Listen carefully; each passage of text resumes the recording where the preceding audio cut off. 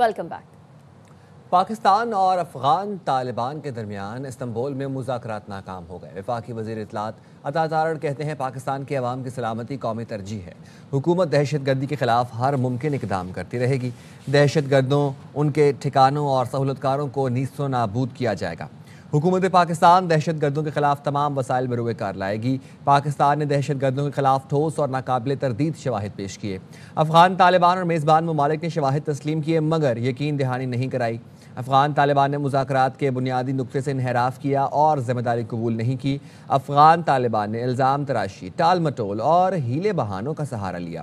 پاکستان نے افغان طالبان سے دوحہ معاہدے پر عمل درآمد کا مطالبہ کیا۔ طالبان حکومت افغان عوام کی نمائندہ نہیں۔ افغان طالبان حکومت اپنی بقا کے لیے جنگی معیشت پر انحصار کرتی ہے۔ افغان طالبان افغان عوام کو غیر ضروری جنگ میں دھکیلنا چاہتے ہیں۔ پاکستان نے ہمیشہ افغان عوام کے امن و خوشحالی کے لیے قربانیاں پیش کی۔ پاکستان افغان طالبان کے ساتھ متعدد مذاکرات کیے۔ افغان طالبان نے مذاکرات میں پاکستان کے نقصانات سے بے نیازی دکھائی۔ 4 برسوں کی جانی و مالی قربانیوں کے بعد پاکستان کے صبر کا پیمانہ لبریز ہو چکا ہے۔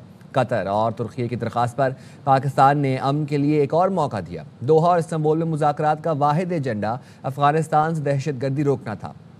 پاکستان قطر اور ترکی کا شکر گزار ہے جنہوں نے مذاکرات کی میزبانی اور مخلصانہ کوششیں کی۔ مذاکرات کے دوران افغان طالبان نے پاکستان کے منطقی اور جائز مطالبات تسلیم کیے۔ ایئر وائی نیوز سے گفتگو کرتے ہوئے دفاعی تجزیہ کار بریگیڈیئر ریٹائرڈ حارث نواز نے کہا افغان طالبان کی ہٹ دھرمی کے باعث مذاکرات ناکام ہوئے۔ ساجد تالڑ کا کہنا تھا بھارت خود جنگ لڑنے کی صلاحیت نہیں رکھتا، افغان طالبان کو استعمال کر رہا ہے۔ امریکہ اور چین سمیت عالمی برادری پاکستان کے ساتھ کھڑی ہے۔ ڈاکٹر قمر چیمہ نے کہا پاکستان اپنے عوام کی سلامتی و تحفظ کے لیے ہر اقدام کرے گا۔ افسوس کی بات ہے کہ پاکستان نے جتنی کوشش کر سکتا تھا اور اس کے ساتھ جو وہاں پہ میڈیٹر تھے ترکی اور قطر، انہوں نے بھی بہت کوشش، لیکن ان کو یہ جب بات کرتے تھے کہ سائن کرنے کا معاہدہ commitment who then they will not, کے بعد وہ کابل نہیں کریں۔ کابل کی ڈرینز ہمیں پتہ ہے کہاں سے آ رہی تھی، انڈیا سے آ رہی تھی۔ نیگوشیٹ کرنے والے تھے ملا عمر کے صاحبزادے، ساری زندگی کراچی میں رہے اور یہیں پڑھتے رہے کھاتے رہے، تو آج انہیں شرم آنی چاہیے کہ کس طریقے سے دریائے کابل پہ اب $2 بلین انڈیا کے وعدے کے اوپر یہ جس طریقے سے بیان دے رہے ہیں، میں سمجھتا ہوں یہ اٹ واز ناٹ ورتھ۔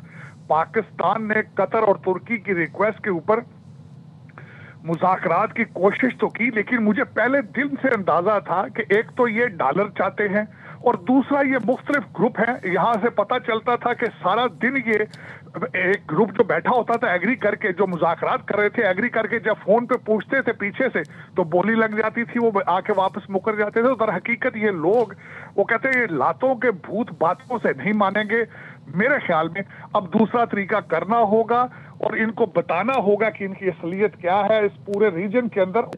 مجھے لگتا ہے کہ افغان عوام کے لیے بہت مشکل دن آنے والے ہیں، اور شاید افغان طالبان یہ سمجھتے ہیں کیونکہ یہ ایک انکلوسیو گورنمنٹ نہیں ہے، افغان طالبان اپنی عوام کے سامنے ایک جو رول ادا کرنا چاہتے ہیں وہ یہ ہے کہ شاید ہمیں اگر پاکستان دہشت گردوں کے خلاف حملہ کرے گا تو ہم عوام سے سمپتھی لیں گے۔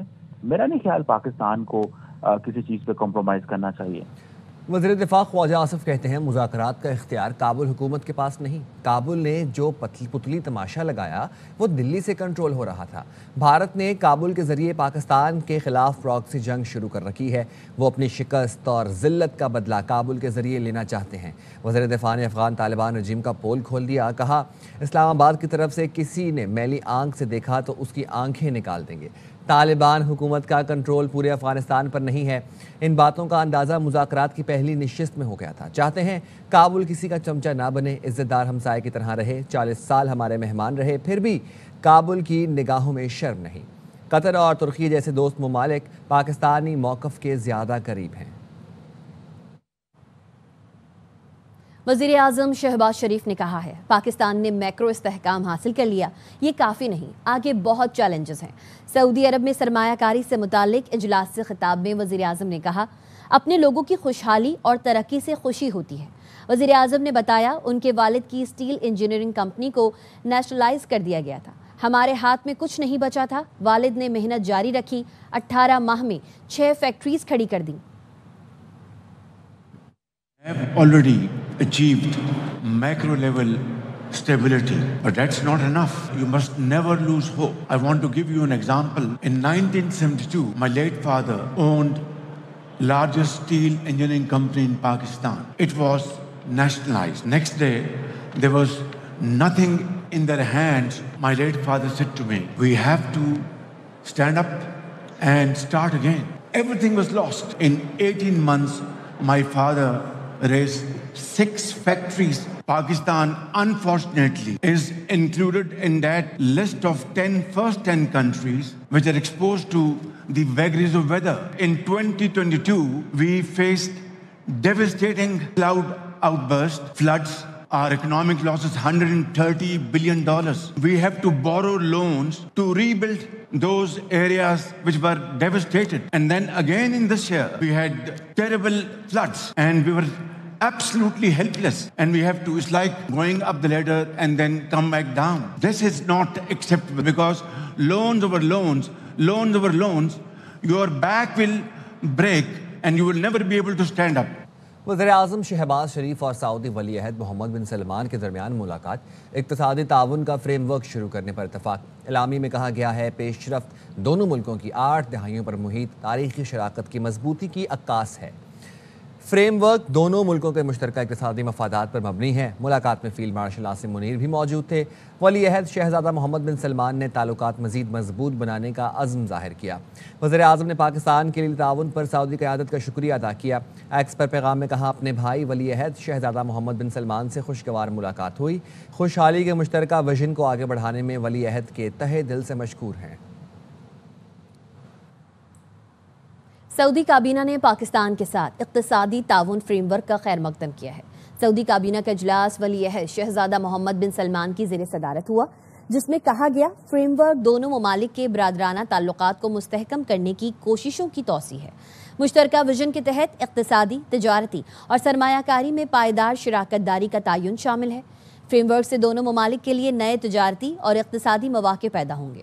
سعودی کابینہ نے کانفرنس میں شریک دوست و برادر ملکوں کے رہنماؤں کا شکریہ ادا کیا.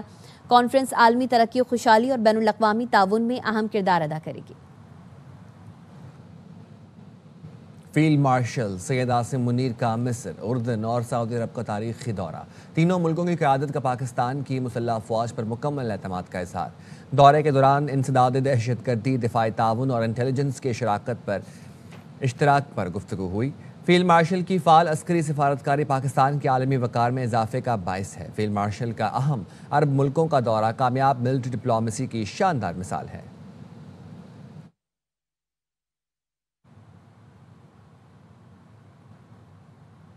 خبر دیں گے آپ کو chairman joint chief of staff committee general Sahir Shamshad Mirza اور بنگلہ دیش کے آرمی چیف جنرل وقار الزمان کی ملاقات.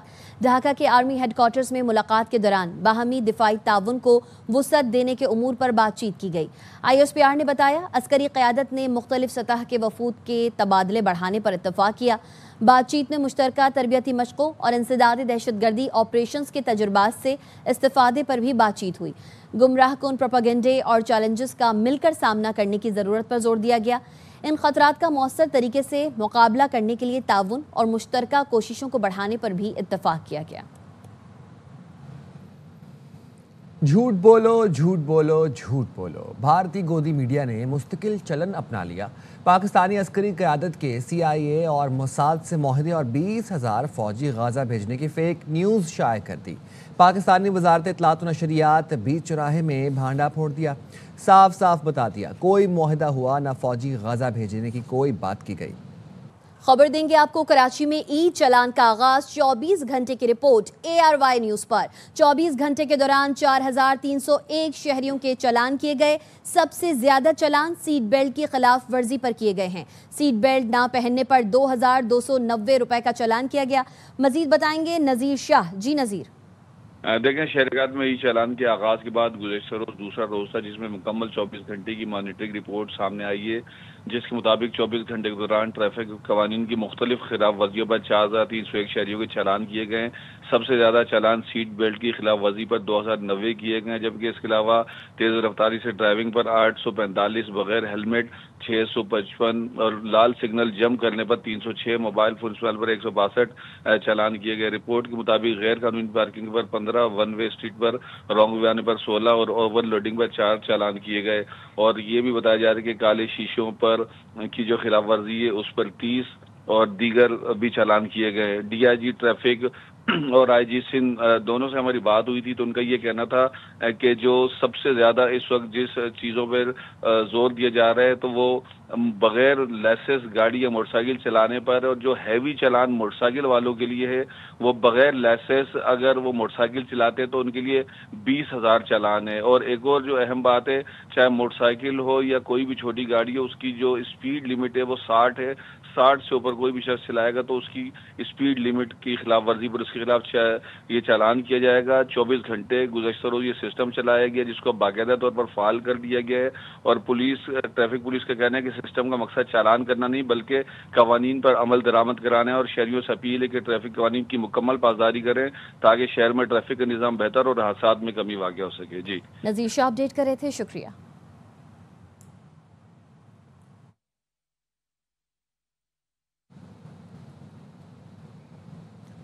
اسرائیلی طیاروں کی غزہ پر بمباری، متعدد حملے رپورٹ، 2 فلسطینی 4 زخمی ہو گئے۔ غزہ سول ڈیفنس نے اسرائیلی فضائی حملوں کی تصدیق کر دی۔ سول ڈیفنس کا کہنا ہے کہ اسرائیلی بمباری کی شدت اور حد کا اندازہ تاحال نہیں لگایا جا سکا۔ غزہ کے مرکزی علاقوں کو نشانہ بنایا گیا، دیگر علاقوں کی صورتحال ابھی واضح نہیں۔ صہیونی فوج نے اسپتال کے قریب بھی بمباری کی ہے۔ غیر ملکی خبر ایجنسی کے مطابق ایک میزائل الشفا اسپتال کے پیچھے گرا۔ الشفا اسپتال کی عمارت حال ہی میں مرمت کے بعد دوبارہ فعال کی گئی تھی۔ اسرائیلی حملے کے بعد مریضوں اور طبی عملے میں شدید خوف و ہراس پھیل گیا۔ غزہ کی فضاؤں میں اسرائیلی طیاروں اور ڈرونز کی پروازیں جاری ہیں۔ شرم الشیخ میں غزہ امن سربراہی کانفرنس کے دوران ہونے والا امن معاہدہ صرف 15 دن بعد خطرے میں پڑ گیا۔ یرغمالیوں کی لاشیں واپس نہ کرنے کا بہانہ بنا کر اسرائیلی وزیر اعظم نے غزہ پر حملے کا حکم دے دیا۔ حکم ملتے ہی اسرائیلی طیاروں نے غزہ پر بمباری شروع کر دی۔ اسرائیلی وزیر اعظم آفس نے بتایا ہے کہ فیصلہ سیکیورٹی حکام سے مشاورت کے بعد کیا گیا۔ نیتن یاہو نے الزام لگایا کہ حماس نے جنگ بندی کی خلاف ورزی کی۔ نیتن یاہو حماس پر اپنی یرغمالیوں کی لاشیں واپس نہ کرنے کا بھی الزام لگایا۔ حماس نے منگل کو ملبے سے ایک اور یرغمالی کی لاش نکالی ہے جسے جلد اسرائیل کے حوالے کیا جائے گا۔ حماس کی جانب سے اب تک 28 میں سے 16 لاشیں واپس کی جا چکی ہیں۔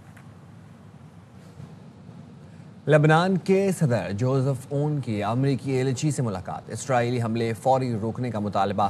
لبنانی صدر نے امریکی ایلچی مورگن اورٹیگز سے ملاقات کے دوران اسرائیلی جارحیت پر احتجاج کیا۔ کہا اسرائیل گزشتہ برس نومبر سے جنگ بندی معاہدے کے باوجود بمباری کر رہا ہے۔ اکتوبر میں اسرائیلی حملوں سے لبنان میں 20 سے زائد افراد شہید ہو چکے ہیں۔ جنگ بندی کی نگراں کمیٹی کو فعال کیا جائے، اسرائیل کو فوری روکا جائے۔ خبر ایجنسی کے مطابق 5 رکنی نگراں کمیٹی میں امریکہ اور فرانس بھی شامل۔ اجلاس اسی ہفتے ہونے کا امکان۔ صدر نے جنوبی علاقوں کے شہریوں کی گھروں کو واپسی اور مرمت کے اقدامات پر زور دیا ہے۔ جمائکا پر صدی کا بدترین سمندری طوفان حملہ آور میلیسا نامی طوفان نے جنوبی جمائکا کے علاقے سینٹ الزبتھ میں تباہی مچا دی۔ جمائکا، ہیٹی اور ڈومینیکن ریپبلک میں اب تک 7 ہلاکتیں رپورٹ ہو چکی ہیں۔ 270 کلومیٹر فی گھنٹہ کی رفتار سے ہوائیں چل رہی ہیں۔ مواصلاتی نظام درہم برہم ہو گیا۔ جمیکا کی حکومت نے ایمرجنسی نافذ کر دی۔ متاثرہ علاقوں سے لوگوں کی نقل مکانی شروع کر دی گئی ہے۔ تعلیمی ادارے، ہوائی اڈے اور بندرگاہیں ہنگامی طور پر بند کر دی گئیں۔ طوفان سے 15 لاکھ افراد کے براہ راست متاثر ہونے کا خدشہ ہے۔ 174 برسوں میں یہ جمیکا میں آنے والا طاقتور طوفان ہے۔ مزید خبریں بریک کے بعد ساتھ رہیے۔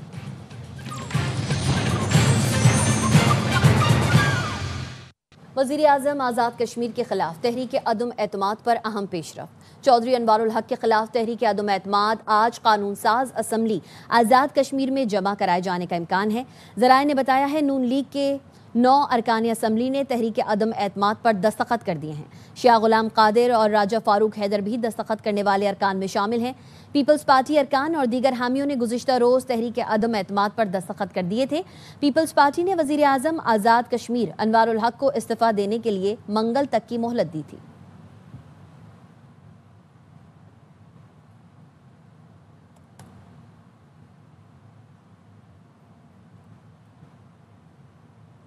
حیدرآباد کے سول اسپتال میں عملے کی مبینہ غفلت کے سبب ڈینگی کا مریض نوجوان جاں بحق ہو گیا۔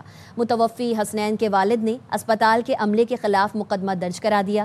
والد نے مقدمے میں ایم ایس سول اسپتال ڈاکٹر اکبر ڈہری کے ساتھ اسپتال کے کئی ڈاکٹرز، میڈیکل رجسٹرار اور وارڈ میڈیکل 2 کے عملے کو بھی نامزد کیا ہے۔ حسنین کے والد کا کہنا ہے عملے نے علاج میں کوتاہی برتی اور بروقت طبی سہولت نہیں دی۔ یوٹیوبر ڈکی بھائی سے NCCI افسران نے 90 لاکھ روپے رشوت لی۔ اینٹی کرپشن سرکل میں درج مقدمے کی کاپی سامنے آ گئی ہے۔ رشوت یوٹیوبر کو سہولتیں فراہم کرانے کے لیے وصول کی گئی۔ سائبر کرائم پکڑنے والوں پر کرپشن کا الزام۔ ڈکی بھائی کی FIR میں راشی افسروں کے نام۔ لاہور کی عدالت نے 6 افسروں کو جسمانی ریمانڈ پر FIA کو دے دیا۔ ڈکی بھائی کی اہلیہ عروب جتوئی نے سائبر افسروں کے خلاف مقدمہ درج کروایا تھا، جس کے مطابق اسسٹنٹ ڈائریکٹر شعیب ریاض نے 90 لاکھ روپے رشوت وصول کی۔ رشوت کی رقم ڈکی کو ریلیف اور جوڈیشل کرانے کے لیے وصول کی گئی۔ رشوت کی رقم ایڈیشنل ڈائریکٹر سرفراز چودھری، ڈپٹی ڈائریکٹر زوار احمد اور دیگر افسروں میں تقسیم ہوئی۔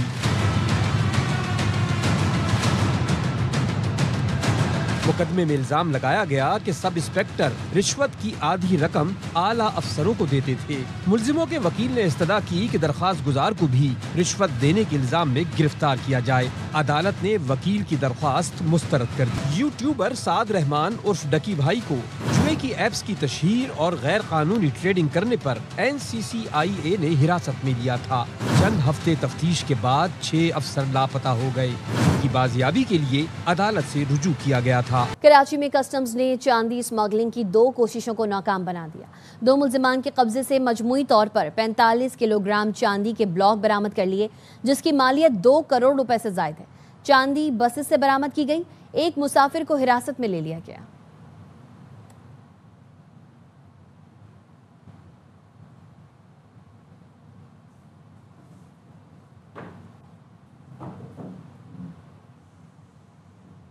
ملتان میں پولیس کی بڑی کارروائی، آتش بازی کے سامان سمیت ملزم گرفتار کر لیا۔ تھانہ پولیس نے 33 لاکھ روپے سے زائد مالیت کا آتش بازی کا سامان برآمد کیا۔ گرفتار ملزم جاوید کے خلاف مقدمہ درج کر کے کارروائی شروع کر دی گئی۔ ملزم جاوید کے خلاف متعدد تھانوں میں مقدمات درج ہیں۔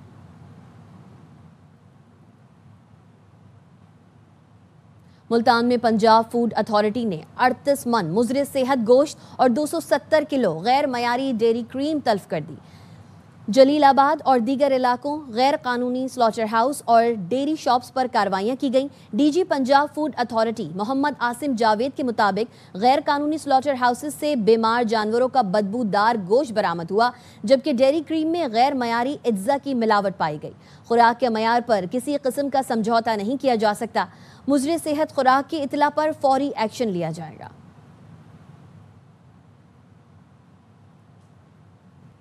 لاہور سمیت پنجاب بھر میں اسموگ کا سلسلہ برقرار ہے۔ لاہور فضائی آلودگی میں دوسرے نمبر پر آ گیا۔ شہری اسموگ سے بری طرح متاثر ہیں۔ موسم کا احوال بتا رہے ہیں ہمارے نمائندے خواجہ رمضان مجید۔ جی رمضان۔ بالکل، لاہور سمیت پنجاب بھر میں اسموگ کا سلسلہ برقرار ہے اور اسموگ میں دن بدن اضافہ ہوتا جا رہا ہے۔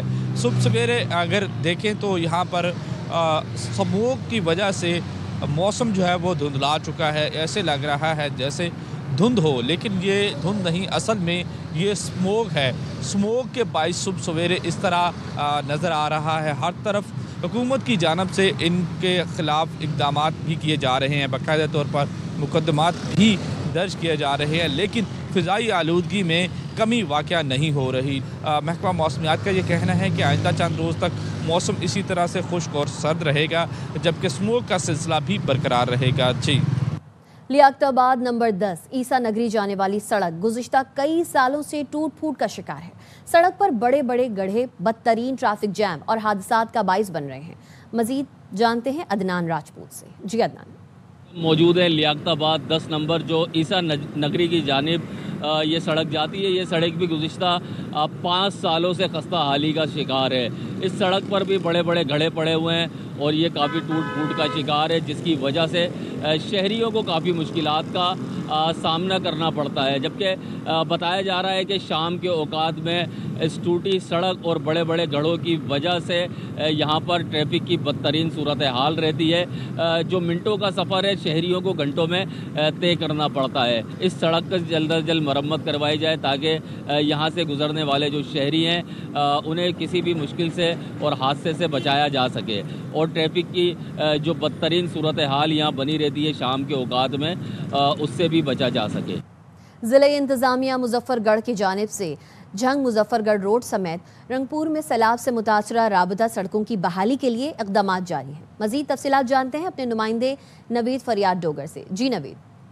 جی بالکل. ڈپٹی کمشنر مظفر گڑھ عثمان طاہر جپا کی ہدایت پر جتنے بھی سیلاب سے متاثرہ شاہراہ ہیں ان کی بحالی کے لیے اقدامات جاری ہیں. اس پہ بات کرنے کے لیے ہمارے ساتھ ڈپٹی کمشنر مظفر گڑھ موجود ہیں. ان سے جانتے ہیں کہ کیا اقدامات ضلع انتظامیہ مظفر گڑھ کی جانب سے کیے جائے. اوور آل پورے پنجاب میں ہی اور خاص طور مظفر گڑھ میں ان علاقوں میں سیلاب کا کافی زور رہا، تو اس وجہ سے جو ہماری شاہراہات ہیں، جو ہماری ڈسٹرکٹ کونسل کی روڈز ہیں اور جو ہماری پروونشل ہائی وے کی روڈز ہیں، اس میں کافی جگہوں پہ کٹ لگے تھے. تو جیسے ہی پانی ریسیڈ ہوا ہے تو ساتھ ہی گورنمنٹ آف پنجاب کی ہدایات کے مطابق ہم نے ان روڈ بحالی کا کام جو ہے وہ شروع کر دیا ہے. سڑکیں بحال پنجاب خوشحال کا جو پروگرام ہمارا گورنمنٹ آف پنجاب کا چل رہا ہے اس کے اوپر پورے زور و شور کے ساتھ کام جاری ہے. گورنمنٹ پنجاب کی کمٹمنٹ ہے کہ جہاں جہاں سے سیلاب گزرا ہے ان روڈز کو ہم نے پریورٹی کے اوپر بحال کرنا ہے. جب ان کا یہ کہنا ہے کہ جتنے بھی سیلاب سے متاثرہ علاقے ہیں ان کی روڈ کی بحالی کے لیے اقدامات جو ضلع انتظامیہ مظفر گڑھ کی جانب سے جاری ہیں. جی. بھارت کے لیے کوڈ آف کنڈکٹ معاملے پر ہاتھ ہلکا رکھنے کا انکشاف. سابق میچری نے سی سی آئی کی بھارتی جانبداری کا پول کھول دیا. کرس براڈ نے بتایا بھارت نے عملی طور پر آئی سی سی کو قابو کر لیا. بھارت کے خلاف فیصلوں سے روکا جاتا تھا. گریگ چیپل نے بھی براڈ کے بیان کی حمایت کر دی. ہزارہ یونیورسٹی مانسیرا میں ہائر ایجوکیشن کمیشن کے اشتراک سے اسپورٹس ایونٹ کا انعقاد کیا گیا. 46ویں آل پاکستان ٹیبل ٹینس چیمپئن شپ میں ملک بھر کی جامعات سے ٹیمز شریک ہوئیں. طاہر شہزاد تنولی کی رپورٹ دیکھیے. ہزارہ یونیورسٹی مانسیرا میں 46ویں ایڈیشن کے لیے all Pakistan inter table tennis championship کا انعقاد کیا گیا. اس ایونٹ میں ملک بھر کی مختلف یونیورسٹیوں سے مردوں کی ٹیموں نے بھرپور حصہ لیا. We welcome all other events to the Hazara University because Hazara University is one of the top ranked universities in KP. یہ مقابلے نہ صرف کھیل کی روح کو زندہ رکھتے ہیں بلکہ طلباء کو قومی سطح پر خود کو منوانے کا موقع بھی فراہم کرتے ہیں. انہوں نے بہت اچھی فیسلٹیز ہمیں دی ہیں، کافی کھیلنے کا مزہ آ رہا ہے، اور اسی طرح کے ٹورنامنٹس اگر پاکستان میں ہوں گے تو پلیئرز ابھریں گے اور آگے پاکستان لیول کو ریپرزینٹ کرنے کے لیے تیار ہو جائیں گے. چیمپئن شپ کے اختتام پر vice chancellor Hazara university professor doctor Karam Ullah Khan نے کامیاب کھلاڑیوں میں ٹرافی، شیلڈز اور نقد انعامات تقسیم کیے. Tahir Shahzad Tanoli, ARY news, Hazara university Mansehra. NVIDIA امریکی محکمہ توانائی کے لیے مصنوعی ذہانت کے حامل 7 سپر کمپیوٹرز تیار کرے گا. ان سپر کمپیوٹرز کو جوہری ہتھیاروں اور مصنوعی جوہری توانائی کی تحقیقات میں استعمال کیا جا سکے گا. NVIDIA کے CEO جانسن ہانگ کے مطابق کمپیوٹر چپس کی خریداری کے لیے $500 ارب کی ایڈوانس بکنگ ہو چکی ہے. چنیوٹ کے نواحی علاقے ٹاہلی رنگشاہ میں عرس کے موقع پر روایتی کھیلوں کا شاندار میلہ سجایا گیا. امیر عمر چمن کی رپورٹ دیکھیے. نواحی علاقہ ٹاہلی رنگشاہ میں روایتی کھیلوں کا رنگا رنگ میلہ سجایا گیا. ڈانس کے مقابلوں میں پاکستان بھر سے شاہ سواروں کی گروپوں نے حصہ لیا. ڈھول کی تھاپ اور شنائی کی مدھرم آواز پر رقص کرتے گھوڑوں نے شائقین سے خوب داد وصول کی.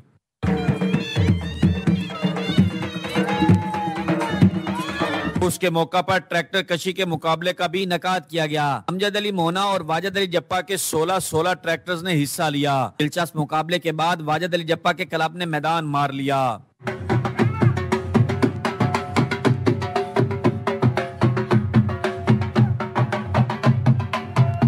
روایتی کھانوں، ڈھول کی تھاپ اور گوروں کے رقص نے عرس میلے کو یادگار بنا دیا. زائرین کا کہنا ہے کہ ایسے ثقافتی میلوں کے انعقاد سے علاقائی روایت کو فروغ ملتا ہے. امیر عمر چمن، ایئر وائی نیوز، چنیوٹ. خبروں سے فی الوقت اتنا ہی. دیکھتے رہیے ARY.